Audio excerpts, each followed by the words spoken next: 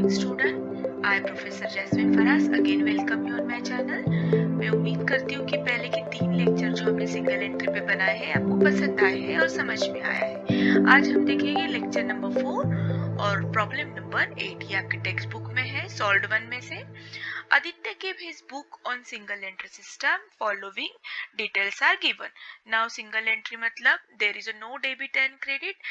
Every adjustment has a one effect. Okay, so see here they have given this is called opening, this is called closing.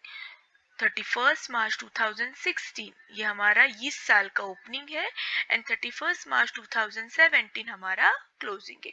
Now क्या क्या asset दिए उन्होंने?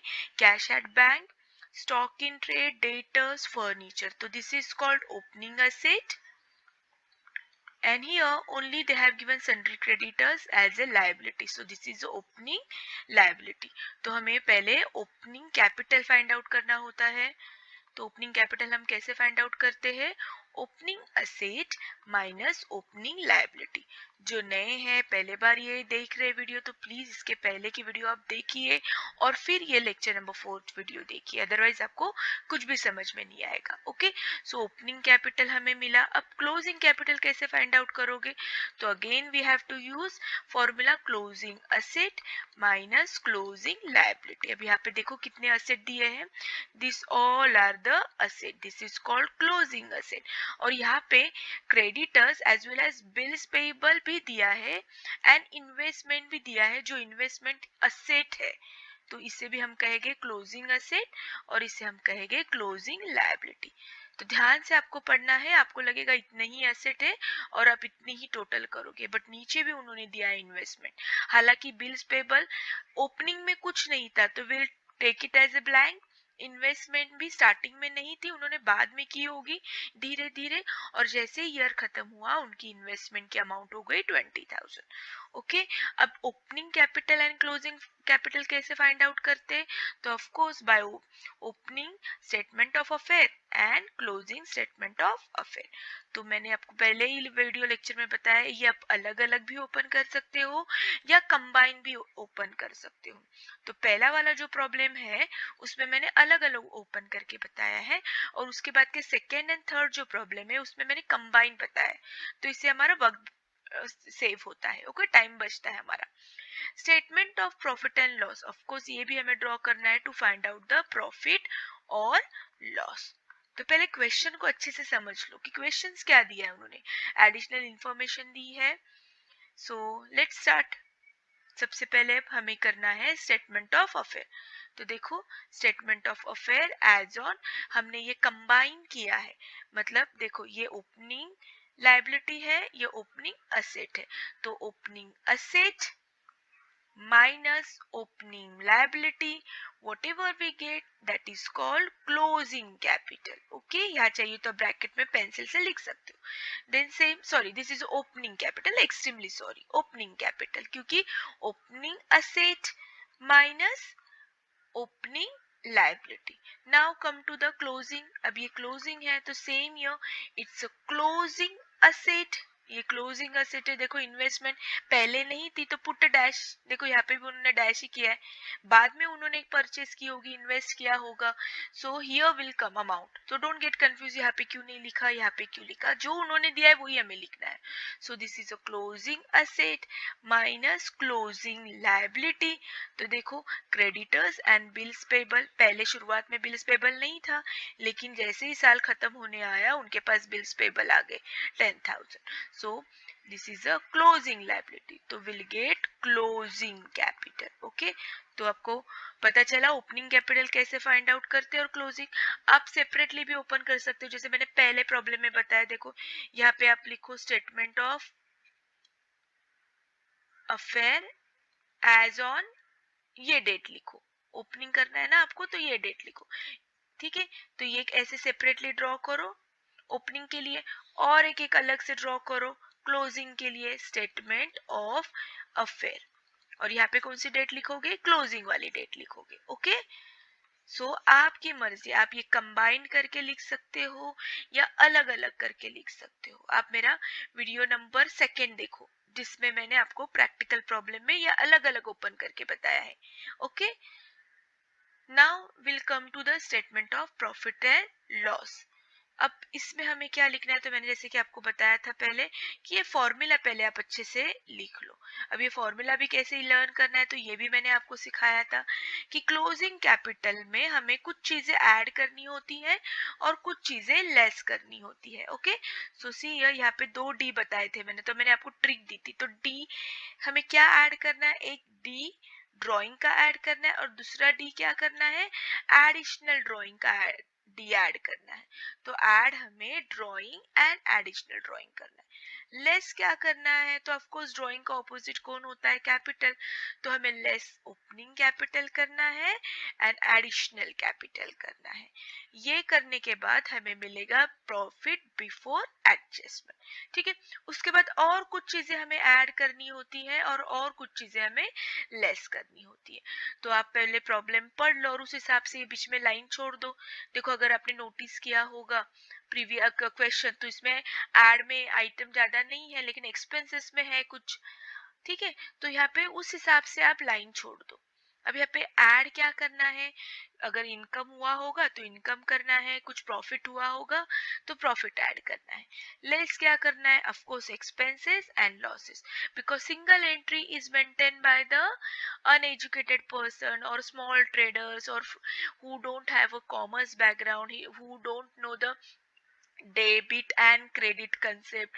तो भैया उसे तो इतना ही पता है कि अगर इनकम आया तो उसको ऐड करना है और अगर कुछ खर्चा हो गया तो लेस करना है। ओके, सो इस तरीके से पहले आप फॉर्मेट बनाना है ताकि हम कोई मिस आउट नहीं करते, कुछ भूलते नहीं है।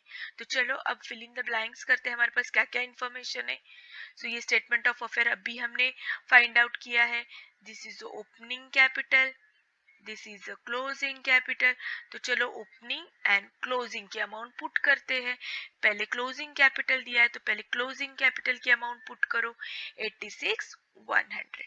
ओके, उसके बाद ओपनिंग कैपिटल की अमाउंट पुट करो। हो गया, देखो फिल इन द ब्लैंक्स, एक बार अपने फॉर्मूला लिखा तो सिर्फ फिल इन द ब्लैंक्स करना है। ठीक है, तो अब इसकी इंफॉर्मेशन हो गई। अब देखते हैं एडजस्टमेंट में क्या दिया है। सो सी एडजस्टमेंट पढ़ो आप पहले एडजस्टमेंट, क्योंकि पहले हमें क्या करना है, ये वाला कंप्लीट करना है ड्राइंग, देन एडिशनल ड्राइंग दिया है क्या, एडिशनल कैपिटल दिया है क्या, तो चलो ढूंढो। आदित्य ट्रांसफर 150 ईच मंथ, देखो 150 each month during the first half year. ठीक है, तो पूरे मंथ, पूरे ईयर में मंथ कितने होते हैं, 12 मंथ्स होते हैं। ओके, उसमें से फर्स्ट हाफ ईयर मतलब कितना, 6 मंथ्स, कितना ट्रांसफर किया, ₹150। Okay, ₹150 and ₹200 of remaining period. अब रिमेनिंग 6 मंथ्स ईयर, 12 मंथ से हाफ ईयर मतलब आधा साल मतलब 6 मंथ्स, 150 और रिमेनिंग कितने बचे, ऑफ कोर्स 6 मंथ ही बचे, ₹200 withdraw from the business for a drawing. देखो यहाँ पे क्लियर कट दिया है कि उन्होंने पैसे विड्रॉ किए हैं फ्रॉम हिज बिजनेस, बिजनेस से किए हैं, to his private banking account. Okay, तो उन्होंने क्या किया है, आदित्य ने ट्रांसफर किया है पहले 6 मंथ ₹150 और बाद के रिमेनिंग 6 मंथ ₹200 कहाँ ट्रांसफर किए हैं, टू हिज प्राइवेट बैंकिंग मतलब पर्सनल यूज के लिए ट्रांसफर किए उनके पर्सनल अकाउंट में बाय वे ऑफ ड्राइंग। तो देखो हमें कैलकुलेट करना है ड्राइंग, तो पहले 6 महीने 150 इंटू 6 और उसके बाद के 6 मंथ्स, तो कैसे आएगा, सी ईयर मैंने कैलकुलेशन बताया यहाँ पे। सो इट कम्स 2100, 150 इंटू 6 करो जितना भी आंसर आएगा प्लस 200 इंटू 6 करो। ठीक है, सो आंसर आएगा 2100, दोनों की टोटल करो। आई होप आपको समझ में आया है। Okay, now will move to the next. He took away 300 worth of goods for personal use, फिर से उन्होंने ड्रॉइंग विड्रॉ किया पर्सनल यूज के लिए, बट ये टाइम उन्होंने कैश नहीं विड्रॉ की, उन्होंने क्या विड्रॉ किया, गुड्स किया। भला कैश हो या गुड्स हो बट किया है तो पर्सनल यूज के लिए, तो this is called drawing, but already we have written here drawing, so this is we'll consider as a additional drawing. तो additional drawing की अमाउंट लिखो 300. ओके, यहाँ चाहिए तो आप ब्रैकेट में लिखो कि गुड्स विड्रॉ किया है. जितना एक्सप्लेनेशन आप दोगे उतना एग्जामिनर के सामने आपकी अच्छी इमेज होती है. ओके, तो यहाँ पे लिखो गुड्स, यहाँ पे गुड्स विड्रॉ किया है. इस तरीके से देखो उन्होंने टोटल 2400 गुड्स विड्रॉ किए. अब और कोई इन्फॉर्मेशन बाकी है? देखो एडिशनल कैपिटल, चलो ढूंढते कुछ दिया है क्या. This is done. Aditya sold his household furniture 5000 and proceeds were utilized for a business.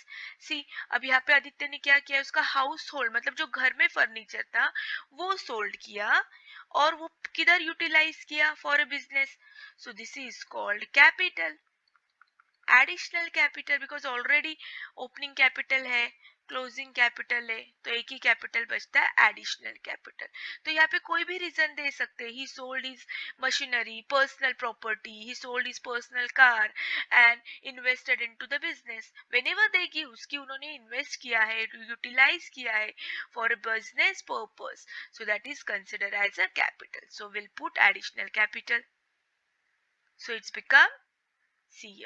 अब ये टोटल बाहर लिखो. So see your total will come 67,650 and the profit before adjustment it's come 2850. Okay, now we'll see the next one. अब इसके बाद हमें क्या करना है, कुछ चीजें ऐड करनी है, कुछ चीजें लेस करनी है. ऐड क्या करना है, इनकम और गेन. देखते कुछ दिया है क्या. Now only this much left. Furniture is to be depreciated 10% and RDD maintain 5%. Okay, तो first we'll see furniture to be depreciated. अब furniture कितना है हमारा, तो सबसे पहले आप ढूंढते हैं furniture. Now you can see here furniture हमारा first opening 9500 है और closing भी 9500 है. जब ओपनिंग क्लोजिंग सेम होता है तो ज्यादा सोचने की जरूरत नहीं होती, किस पे भी आप 10% करो. सो 9500 पे 10%, सी अ परसेंटेज दिया is, that is why we have taken 100. Okay, so this zero goes, so 950. So depreciation is expenses, ये हमने हमारे फाइनल अकाउंट में भी देखा है. तो ये लेस एक्सपेंसेस है, लॉस है, सो will put here. Now next RDD is to be maintained 5%. देखो RDD मतलब क्या, reserve for the doubtful debts. Aditya को ऐसे लगा कि मे बी हमें 5% एज RDD लॉस हो सकता है. तो देखो आप कितना डेटर्स है, बस उस पे हमें 5% कैलकुलेट करना है. सो 22,000 पे हमें 5%. ओके, वन मोर थिंग, अब आप बोलोगे यहाँ पे ओपनिंग पे करना है या क्लोजिंग पे करना है. तो अगर आप ध्यान से देखोगे तो आपको समझ में आएगा कि debtors is a current asset. सबसे पहले बात आपको याद रखनी है कि डेटर्स एक करंट एसेट है. इट कीप्स ऑन चेंजिंग, बार बार चेंज होता है. सो आप कहीं तो नोट्स लिख लो, always calculate whatever debt RDD दिया दे होगा या और कुछ दिया होगा करंट एसेट के बारे में. I am talking about current asset. Always take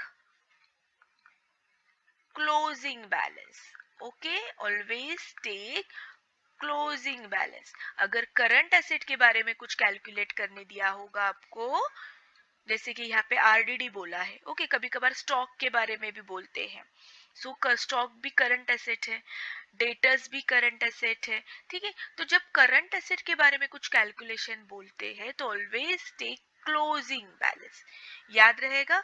तो यहाँ पे डेटर्स की क्लोजिंग बैलेंस क्या दिया है उन्होंने, 22,000. So will calculate 5% 22,000, it comes 1,100.